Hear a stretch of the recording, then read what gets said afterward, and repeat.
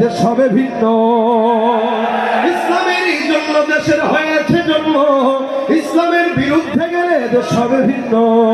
ইসলামের বিরুদ্ধে যারা নিয়েছ অবস্থান, এই বাংলাটাই হবে না, যাও ভিন্ন স্থান। জোর কদমে সামনে চলো, বজ্র কণ্ঠে আওয়াজে তোলো, সবাই মিলে একই তালে দাও না স্লোগান, নারায়ে তাকবীর।